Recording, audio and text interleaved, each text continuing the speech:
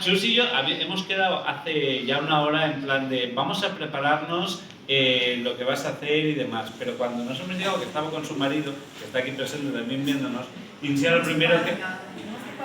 Chus, lo primero con lo que quiero arrancar es que me estabas enseñando, eso sí que me lo has enseñado, unas fotos muy chulas, que decías que este libro es víctima de la COVID. Este libro anunciamos en marzo que lo íbamos a presentar aquí en Alicante y creo que era el 26 de marzo o 27 de marzo, algo así, y dijimos, oye, como no lo vamos a presentar, ¿verdad? Se nos quedó muy en aquella idea. Pero aquellos eran tiempos como del fin del mundo, como un tema con el que hablas... Con el que pegaba un poco con el libro, así... O sea, podría haber sido una presentación muy siniestra aquella. Sí. Bueno, hablemos un poco antes, para introducir a la gente que nos está viendo antes de leer algo del libro, cómo están cambiando este tipo de presentaciones y lo maravilloso que es que vosotros estéis aquí comprando libros, que podamos estar en una librería y podamos reunirnos. Pero cuéntanos tú como autora, ¿qué complicaciones existen? ¿Qué es lo que, en qué nos ha cambiado desde marzo? Pues cuando el libro se iba a presentar en Alicante, a su alrededor comenzaron a el libro de Madrid, a San Jordi en Barcelona, a presentar otra vez en Valencia, porque la primera presentación fue en el Colectés de Valencia. Luego, fue el año pasado. Sí, ir a Albacete también, teníamos para un club de lectura, otra presentación en Granada, otra en Sevilla. Y fíjate de lo que te estoy hablando. Y de ahí a un entierro. Vamos a matar a nadie se conoce. Ya está, vamos a dejarlo aquí y ya está. Víctima del COVID. Víctima total. Y luego, pues cuando también es un libro que ya tiene un tiempo, pues las apuestas son distintas. Tampoco ya, es que si vas a hacer una presentación va a venir menos gente, vas a vender menos, porque el libro ya tiene un tiempo, ya no es la novedad. Pero porque a mí es una cosa que me interesa, sí. Porque cuando somos lectores, cuando vamos a las librerías o cuando vamos a las bibliotecas o demás, no tenemos en cuenta que realmente el espacio que hay en las librerías es el que es y se plantea todo en plan de cuál es la novedad que va a estar, cuánto tiempo, todo eso, y es complicado y los libros, claro, pasan rápido por ese estante. Claro, y este ya había tenido su momento, digamos, y no pudo ser ese momento, pero yo no me he rendido.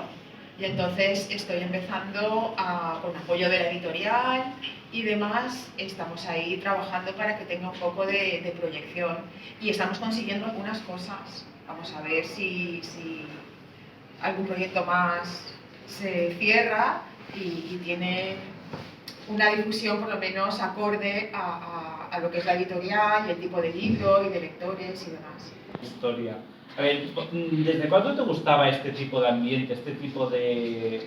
Pues esta es una historia que me busca a mí, yo no la busco a ella.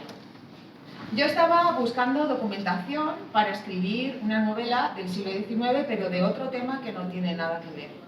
Y no sé por qué en esa búsqueda de documentación y de información empezaron a aparecerme historias de embalsamadores, porque es un momento en la medicina que sí que hay muchos avances, muchos descubrimientos, y es uno de los descubrimientos que se producen. Sí, de hecho lo destacas en las primeras. Claro, y hay alrededor de todo ese gremio, mucho secretismo. Si alguien se embalsamaba, intentaban que no se supiera el secreto de cómo lo habían conseguido para que fueran a ese embalsamador. O sea, es todo un negocio y hay un auge, además, hay un culto a la muerte también. La gente quiere conservar a su hijo que han perdido, además seguramente durante epidemias o situaciones muy dramáticas, ¿no?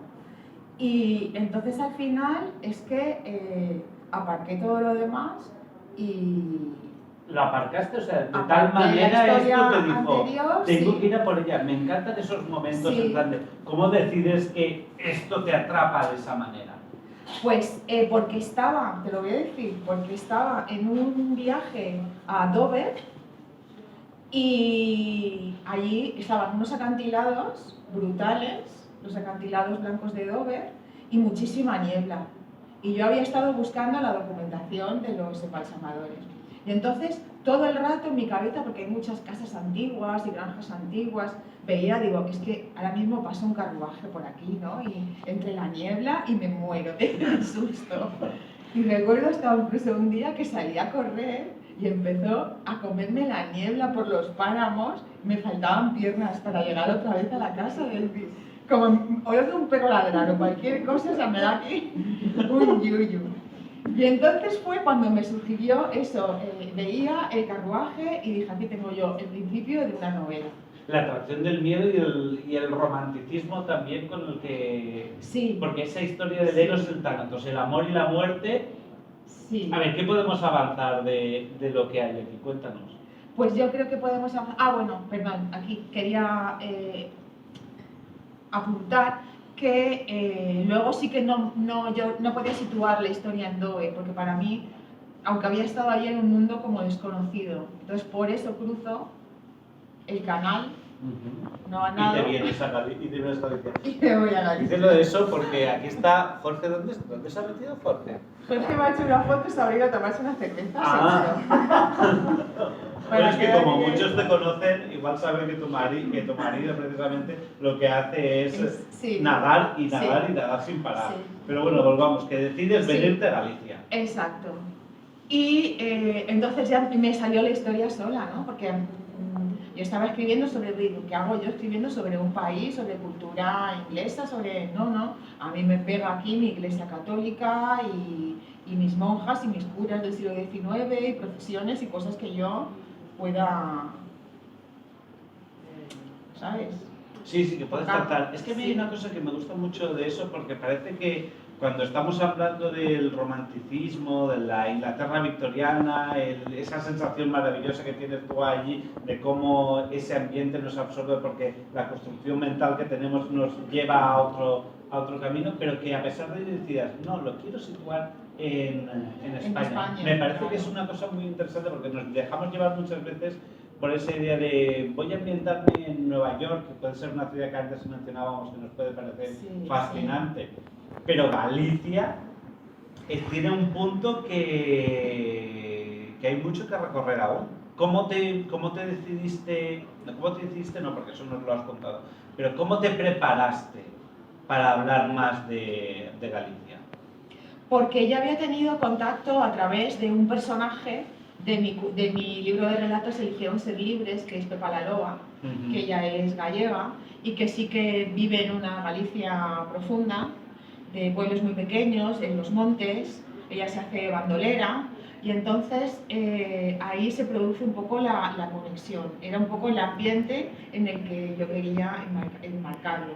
Ahora me gustaba ese paisaje que yo ya había vivido en Dover, ¿no? De los acantilados, el mar, la niebla, eso, la ruta de los peregrinos a Santiago, todo eso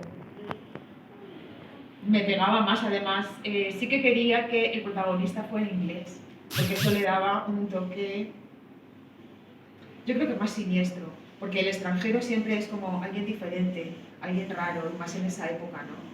Alguien un poco intocable, ¿no? Bueno, de hecho, una de las cosas que cuentas es que precisamente por su profesión de embalsamador, por ser una profesión extraña porque es nueva en la época y por ser inglés, se le empieza a acusar o se le empieza a decir que hacía... Lo nombras aquí al principio, ¿ves cómo era? Pues sí.